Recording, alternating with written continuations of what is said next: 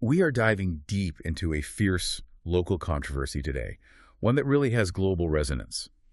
A situation brewing in Jersey around a historic public asset, the Havre de Pas bathing pool. Most people there just call it the Lido. That's right. And this isn't, just a local spat over a swimming spot. It's become a political firestorm. It's reached a boiling point of public anger, really, and it's forced a showdown in their parliament, the state's assembly. Exactly. And this is, it's a foundational case study, isn't it? It shows how public property management can really fail to engage constructively with genuine community stewardship. Right. We've got a whole stack of sources here, everything from official government tender documents, public statements, right through to some very detailed meeting notes. Yeah. And they show pretty precisely how a really promising community effort just disintegrated. And it's turned into these allegations of conflict of interest, even procedural malfeasance. Okay, so let's unpack this then. Our mission here is to trace that narrative. Why the preferred community bidder, this group called Love Our Lido or LOL, why they were forced out of the running. Yeah. Why a reserved private entity was selected instead. And crucially, what happens next in the political arena. The island's trying to overturn a process that, frankly, many people see as fundamentally flawed. Let's maybe start with the asset itself, the Havre de Pas bathing pool. It's historically significant, a unique 130-year-old facility, publicly owned. Originally a gift, wasn't it? Gifted to the people of Jersey specifically for free public bathing. But because it sits right on the sea, it's in this constant battle with the elements, the sea, the tides. Which means maintenance must be, a nightmare, hugely expensive. Absolutely. And this struggle, it's caused this long-running friction between successive governments and whoever's operating it, usually over who takes on that long-term financial risk. Okay, so seeing that struggle and understanding the asset's public value, the community stepped up. Right. In mid-2024, this group, Love Our Lido, they formed. They set themselves up as a proposed nonprofit charity. The whole idea was to take the site out of the direct control of the government's internal property managers, Jersey Property Holdings, JPH. And JPH, it's fair to say, was already facing some pretty severe public scrutiny over how it managed other public assets, too. That's definitely part of the context. And look, this wasn't some minor volunteer effort. LOL put together a powerhouse team of volunteer governors. Really impressive. Who was involved? You had Matt Falah. He brought serious finance and governance expertise from Evelyn Partners. Sally Minty Gravitt, MBE, who's practically a local legend in swimming and water safety. Oh, okay. Then Giles Robson, a well-known blues musician covering the culture and arts angle. And Malcolm Lewis, who's chair of the Jersey Hospitality Association, rounding out the team. So a really strong board. Absolutely. And their model was simple. Manage the asset based on community needs and reinvest 100% of any profits straight back into the pool's upkeep. Sustainable management. It's also important to maybe add the context about the previous operator here. Marcus Calvani's Preserved Group, they'd run the venue since 2015. Right. But they very pointedly did not participate in this new tender process. Yeah, that's interesting. Why not? Well, the source material we have indicates the existing tenant believed the site had been maybe implicitly promised to a community-led structure, apparently by the chief minister himself. Ah, okay. A broken promise allegation right there. Potentially. But despite that expectation, the previous tenant was served notice. They're set to vacate the premises by Christmas Day 2025. So the community, LOL, they had their A-team, they had the vision, the business model ready to go. Sounds perfect. But the moment they actually sat down with JPH to negotiate the specifics, the whole plan just disintegrated. And that really brings us to the financial reality. This is where we need to slow down a bit, I think. Because the core issue wasn't just the day-to-day running costs, was it? Correct. It was much bigger than that. LOL calculated the total average annual requirement to run the pool sustainably. They figured it was around 170,000 pounds. Okay, 170K. How did that break down? Well, about 120,000 pounds was for the immediate running costs, staffing, utilities, that sort of thing. But then there was an additional 50,000 pounds equivalent per year needed to cover major capital renewal. Right, the big stuff. Seawalls, infrastructure. Exactly. They estimated about 500,000 pounds would be needed every decade just to keep the place standing against the sea. JPH, however, they were only willing to offer the winning bidder an annual contribution of 60,000 pounds. 60,000.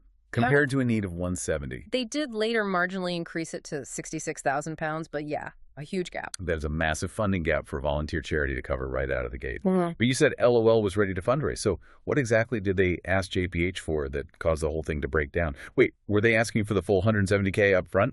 No, absolutely not. That's a key point. LOL was confident they could fundraise that difference.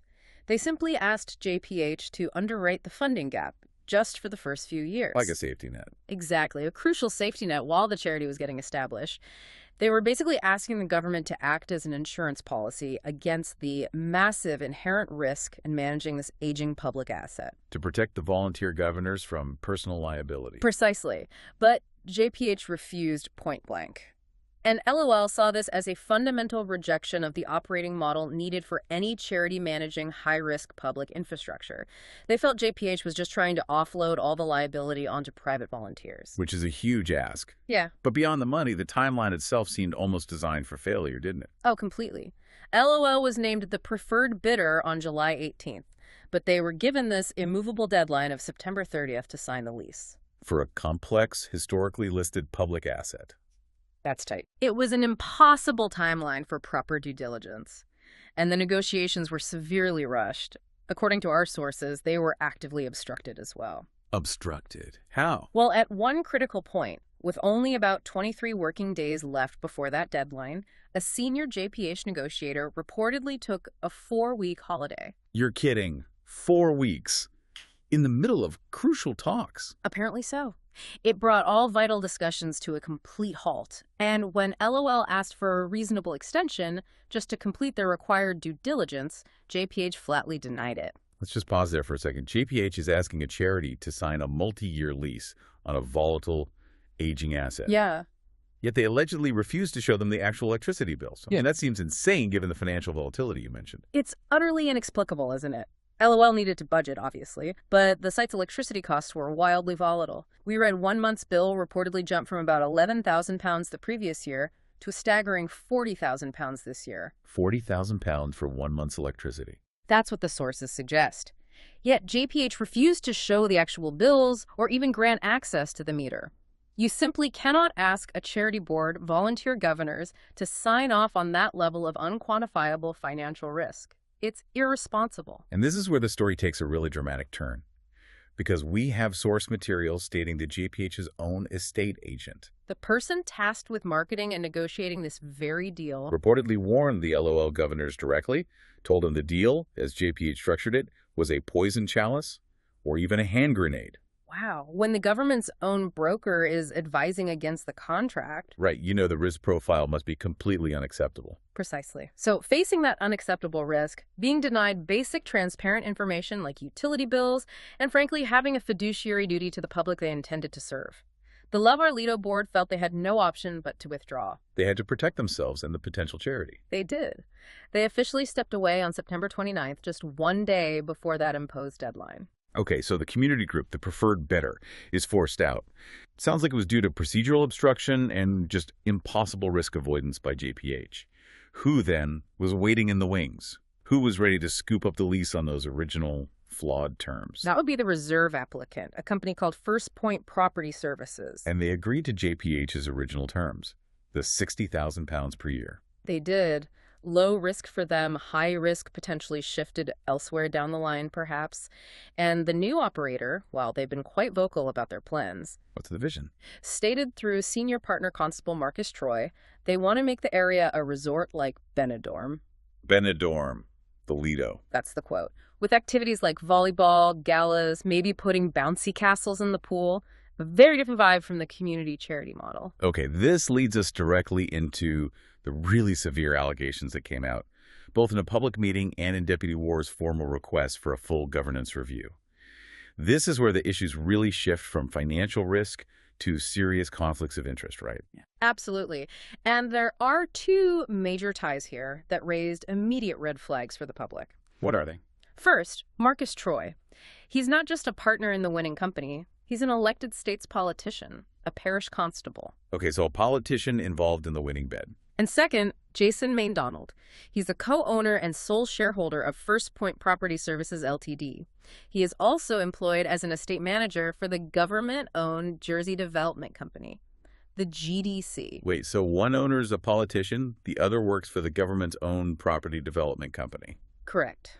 So the community is basically arguing that the alternative bidder wasn't just some random commercial operator, but an entity with really deep, immediate, and arguably conflicting ties to the political establishment and the government's property development arm. That is exactly the perception, yes. And it's a perception reinforced by some further procedural red flags that came out. Such as? Well, concerns were raised that the actual winning company, something called First Point Lido Jersey Limited, was registered after the tender process had already concluded. It looked like a completely different company set up just for this. After the fact. And even more concerning, perhaps, are the allegations that both First Point individuals, Troy and Maine Donald, threatened the original independent selection panel. Threatened them? With what? With a judicial review citing corruption, apparently. This was back when LOL was first chosen as the preferred bidder. And what happened?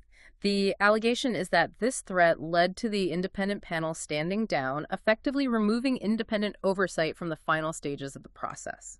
Quite an allegation. And on top of all that, there's a massive practical threat looming if this new lease actually proceeds into 2026, isn't there? Yeah. The existing operator warned about what happens when they leave. Yes, that if they leave by Christmas as planned, the site reverts to being just a bare shell. Which means? Which is a huge operational hurdle for First Point. They lose all the commercial fit out, the kitchens, the bars, everything.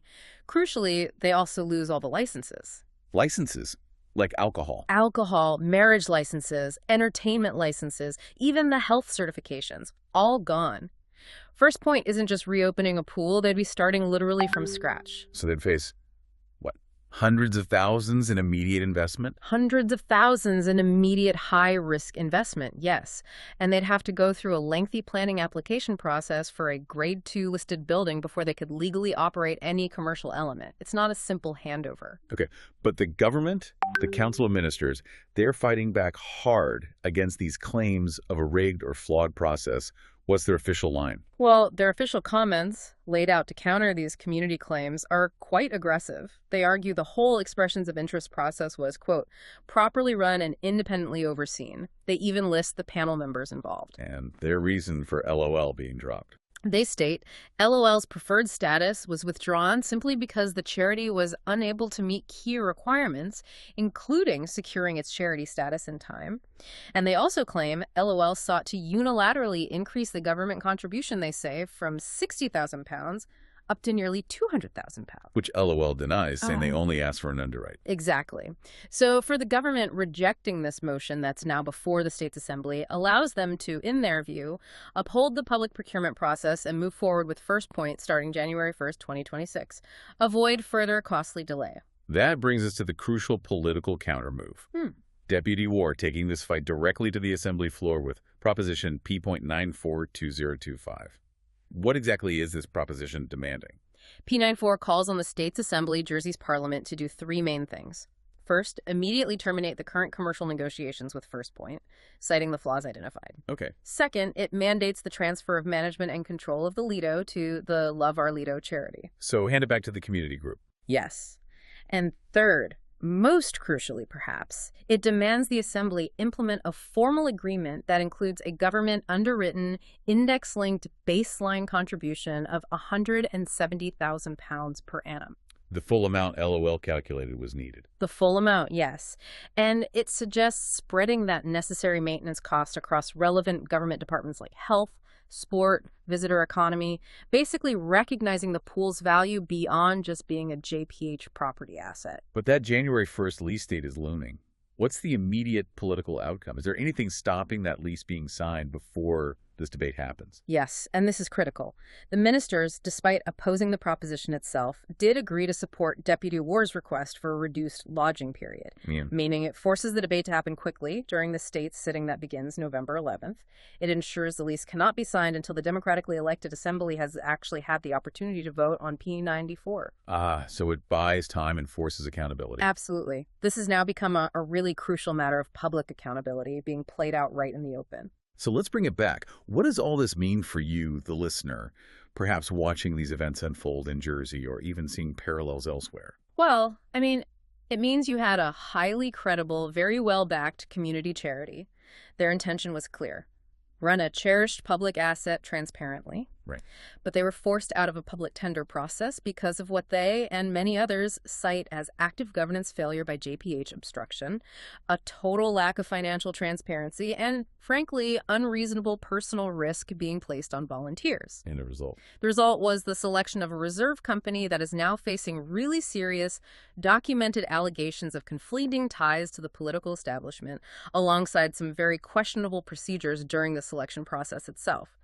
The central conflict, it's escalated way beyond just a swimming pool lease. It's become a foundational debate about whether government institutions are actually prioritizing community value and transparency or just commercial convenience.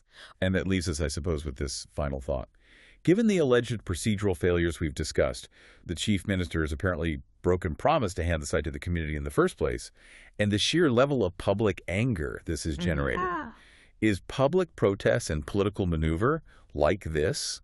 Proposition P.9420025 is that now the only effective tool residents actually have left, the only way to force their government to act transparently and maybe prioritize community value over perceived commercial benefit when managing these cherished public assets. It's a profound question, isn't it? We'll certainly have to watch very closely how that vote goes in the coming days. A truly high-stakes situation, demanding public attention far beyond Jersey's shores, perhaps. I think so. That's it for this deep dive.